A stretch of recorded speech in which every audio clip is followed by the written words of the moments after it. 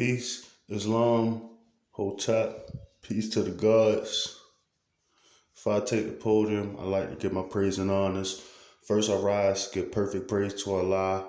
Blessed is he who come in the name of Allah. More blessed is he who do the will of Allah. Come down, extend honor to the Prophet Noble Drew Ali. Extend honor to the forerunner, Marcus Garvey. Extend honor to the two flags. The American flag, the flag of our birth, old glory under a Title IV Republic peace treaty under Morocco, and extend honor to the Moorish flag, the flag of our descent. I like to extend honor to Allah, because when I extend honor to Allah, I extend honor to man. I like to extend honor to the sister woman. 1,000 ways to perish this earth, but only one way to enter this earth. I like to extend honor to my mother and extend honor to everything Moorish. First, I'm going to go to page 3 to declare my intentions. Any mistakes made is on our brother, Mont Bay, surely not the prophet or his teachings. Teach these mothers, teach these lessons to your little ones so they learn to love instead of to hate. Today for Sunday school, we're going to dive into Roman civil law. In world history, religion has always been a key center for accumulating wealth, while ignorance and superstition promotes religion. Religion has been used by everyone from kingly dictators to preachers to persuade people to give up everything from gold and land to their own lives. Wealth meant power, and the power to get wealth was religion. The Roman Church discovered this early and became a storehouse for the money and property the people were persuaded to give in exchange for limited liability. That limited liability meaning go directly to heaven instead of hell. As people became more educated and saw what was really behind the power of religion, the Roman Church fell under a greater and greater criticism. This led to the development of a banking system to handle and control church wealth and take the critical focus off the church.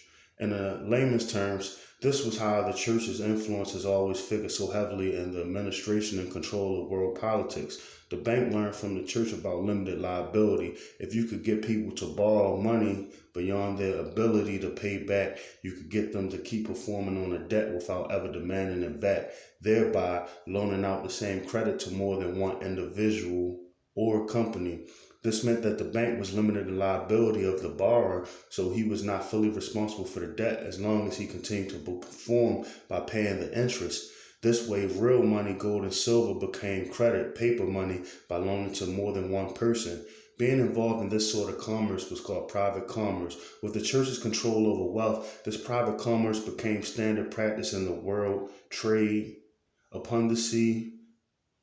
Private international admiralty maritime law also became known as Roman civil law, as it began to figure heavily in the politics of every city and country it touched through international commerce.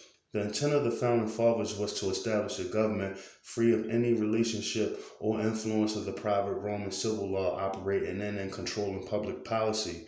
It was the oppression of the Roman civil law, as the king and parliament dictated, that was at the foundation for seeking expatriation from England under the king's assumed divine right. Roman civil law was the result of private church law operating for commercial purposes in the public sector. The amalgamation of church law and civil government was derived from 3 ingredients: Greece, Rome, and Christianity. Church law first got involved with commercial ventures when the Roman Church started funding the Roman army during the time they were fighting Greece. From there, it was an easy transition to become directly involved in the civil government of Rome, and then converting the Roman Empire, what was left of it, into their own commercial state. When the Roman Church set up their own state, they became a commercial enterprise. It was from that point on that church law controlling civil government became known as Roman civil law.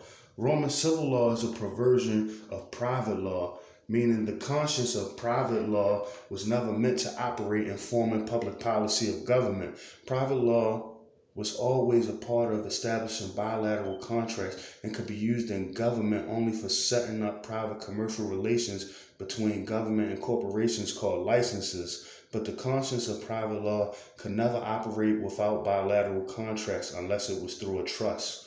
With the spread of commerce, the church's influence of wealth and influence grew and grew.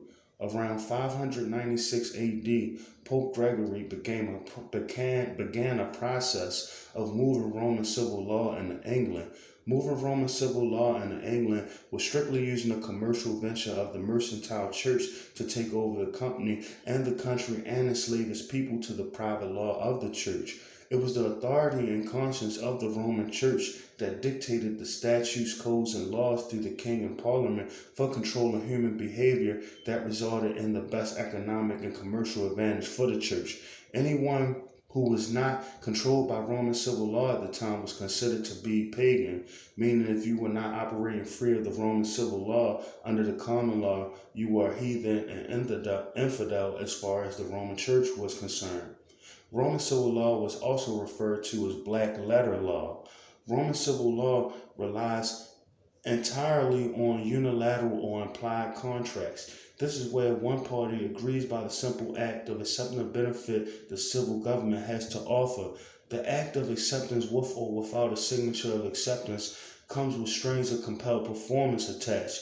This is because the act of voluntary acceptance by your silence implies your endorsement. The implied endorsement creates a constructive trust arrangement with the civil government for your assumed benefit. This means the trust becomes the third party who can dictate the statutes, codes, and laws by its legislator, and we are compelled to align our lives with them because of our silent, violent turn. After accepting some benefit under Roman civil law and you discover the hidden strings that you do not like it, too bad. You are bound to perform or suffer the consequence of those holding the strings. If you wrong the trust that you are involved with, you are assumed guilty and the burden of proof is on you to clear yourself. Your job under Roman civil law is to jump even when you didn't have to. Their job as the civil administrative in their courts is to tell you how high. The Roman civil law is a perversion of private conscience law. It is placing the private conscience of one or a few over the conscience of the masses.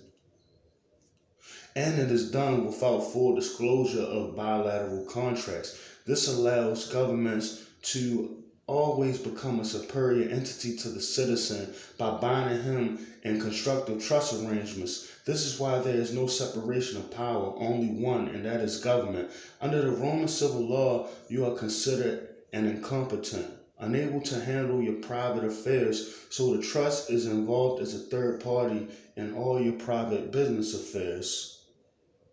Roman civil law is very evasive, very expansive.